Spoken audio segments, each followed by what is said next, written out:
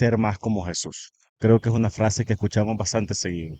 La hemos repetidas en un montón de camisas, rótulos, en las iglesias, pulseras, pero ¿cómo somos más como Él? O sea, ¿qué aplicamos en nuestra vida para ser como Él? Y al leer los evangelios y al leer bastante de Él en la Biblia me doy cuenta que Jesús tiene un montón de actitudes bastante estoicas en su vida. Y a pesar de que el estoicismo es una filosofía griega, encontramos un montón de características dentro de la actitud de Jesús que reflejan esta filosofía, especialmente en su dominio propio, en su perseverancia durante el sufrimiento y en la serenidad que él mantiene dentro de su ser a pesar de estar enfrentando algún tipo de adversidad.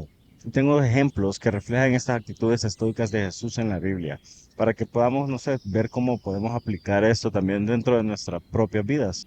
Primero, la paciencia y el dominio propio.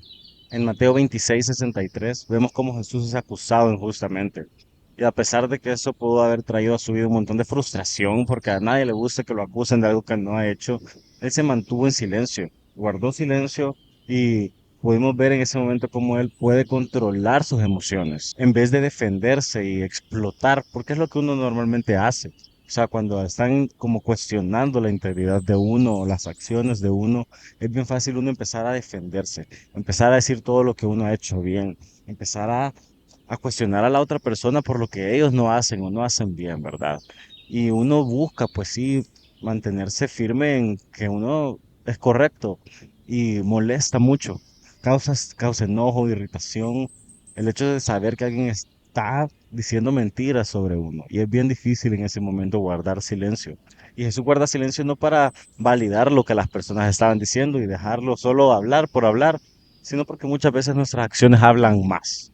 Entonces Jesús sabía y él estaba consciente de que sus acciones y la manera en la que él respondía a las acusaciones iba a decir mucho más de lo que ellos estaban acusándolo, porque al final la verdad siempre sale a luz y muchas veces con nuestras acciones podemos demostrar que somos distintos a las personas que nos están acusando. Eso estaba haciendo él ahí, porque cualquier persona hubiera explotado, hubiera saltado y solo les hubiera dado más derecho al acusador de señalar a esta persona como alguien incorrecto. Entonces, cuando nosotros nos comportamos como él y logramos mantener esa compostura y no explotar y no dejar que nuestras emociones fluyan y mantenernos firmes en quiénes somos y en que somos personas correctas y en que nuestras acciones abran más que mil palabras, de verdad estamos poniendo en práctica las acciones de Jesús. Y Dios ocupa esto no solo para ministrarnos a nosotros, pero para poder ministrar a más personas. Porque cuando las personas notan que somos diferentes a ellos y al resto, se preguntan por qué es que esta persona es así. Normalmente cualquier otra persona hubiera explotado. ¿Qué pasa? Y ahí empieza como que la semilla de Dios, la semilla de Jesús, a actuar en el corazón de esas personas, a darse ellos cuenta que nosotros actuamos de una manera distinta, no porque nosotros seamos capaces, sino porque Dios está dentro de nosotros, porque tenemos a Jesús en nuestro corazón. Y eso se conecta con el segundo punto, que es la serenidad que Jesús tiene a pesar de estar en una situación adversa. Y Jesús muchas veces estuvo enfrentando situaciones adversas, pero creo que la que más resalta fue la crucifixión. O sea, me parece increíble y sorprendente, o sea, inhumano la manera en la que él se contuvo y se mantuvo para enfrentar esa situación. Jesús exhibe una calma impresionante y en Lucas 23:34 vemos que en el momento en lo que lo están a él crucificando, en vez de él maldecir a las personas que le estaban haciendo daño, o sea, él hace lo opuesto, lo contrario. Ora por ellos y le pide a su padre, Padre, perdónalos, porque ellos no saben lo que están haciendo. Y me parece impresionante, eso es lo que tenemos que hacer nosotros contra nuestros enemigos, pues bendecirlos, desearles el bien, no maldecirlos, porque somos personas distintas, tenemos a Dios en nuestro corazón y podemos actuar de manera distinta a pesar de estar en una situación adversa. Podemos sentir calma sabiendo que es Él quien nos defiende. O sea, ¿qué vamos a ganar nosotros con maldecir a las personas que nos hacen daño? Nada, todo nos regresa. Entonces, creo que es impresionante ver cómo Jesús, a pesar de estar en una situación donde su vida estaba en riesgo, aún así Él se pudo mantener en calma y en vez de dejar que sus emociones brotaran, Él los bendice y les pide a Dios que por favor los perdone. Eso tenemos que saber nosotros, o sea, las personas muchas veces actúan como actúan, no porque sean malas, sino porque no tienen a Dios dentro de sus vidas. Y ahí es donde nosotros tenemos que reflejar a Dios y enseñarles que hay maneras distintas de actuar y aprender a bendecirlos, porque al final quien nos cuida, quien nos protege, quien nos bendice, quien vela por nosotros y el dueño de la venganza es Dios, es Jehová. Entonces, ¿qué ganamos nosotros con maldecir a las personas, con explotar en enojo y ira y furia cuando alguien nos está haciendo daño? Porque muchas veces, si no es que una cantidad incontable de veces, personas te van a hacer daño en tu vida.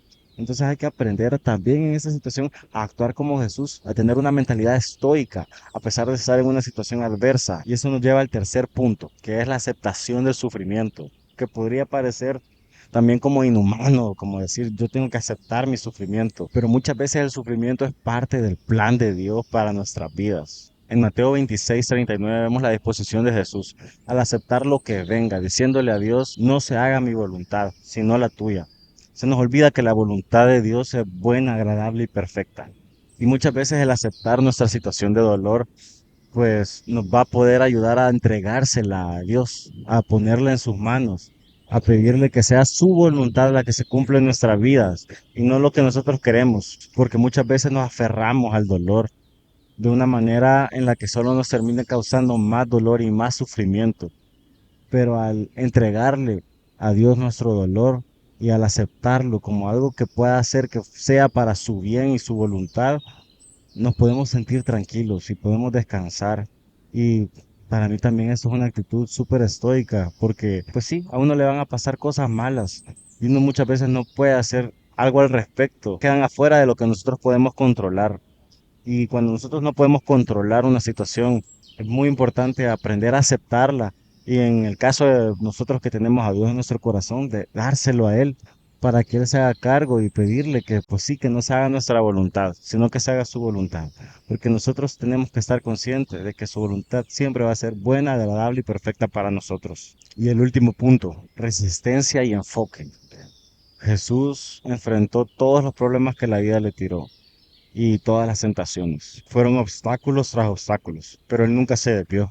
Siempre mantuvo el enfoque en su misión. En Hebreos 12:2 describe cómo él soportó la cruz y cómo la soportó con gozo, que no es felicidad, sino que el gozo es paz, es estar confiados en que pues sí, todo tiene un propósito mayor y que ese propósito mayor está en manos de Dios y es un claro ejemplo de perseverancia.